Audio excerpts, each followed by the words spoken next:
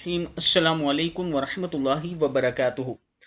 आबिद राजी चैनल की तरफ से आज मैं अपने दोस्तों को रसूल अल्लाह सल्लल्लाहु अलैहि वआलिहि वसल्लम का एक बहुत ही प्यारा फरमान सुनाऊंगा। आप दोस्तों ने इस पर गौर करना है।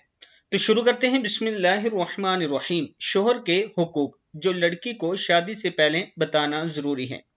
एक औरत सरकार दो आलम सल्लल्लाहु अलैहि वआलिहि वसल्लम की खिदमत में हाजिर हुई और अर्ज की, या रसूल अल्लाह सल्लल्लाहु अलैहि वआलिहि वसल्लम, मैं गैर शादीशुदा हूँ, अब शादी करना चाहती हूँ, मुझे शोहर के हुकूक बतला दीजिए। आप सल्लल्लाहु अलैहि वआलिहि वसल्लम ने इरशाद फरमाया कि शोहर के बहुत से हुकूक हैं।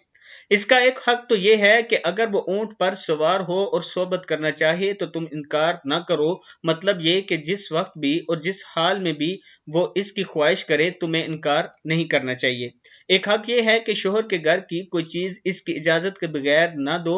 अगर दोगी तो खुद गुनहगार होगी लेकिन शोहर को सवाब मिलेगा। एक हक यह है कि नफली रोजे इसकी इजाजत के बगैर न रखो। अगर इजाजत के बगैर नफली रोजे रखोगी तो वो ला हासिल होंगे। हक यह है कि शोहर की इजाजत के बगैर घर से बाहर न जाओ। अगर ऐसा करोगी तो फरिश्ते तुम पर लानत भेजते रहेंगे जब तक तुम वापस आकर तौबा न कर लो। किताब का वाला ये नीचे मौजूद है और हजरत अबू हुरैरा रजी अल्लाह तआला अन्हु से रिवायत है।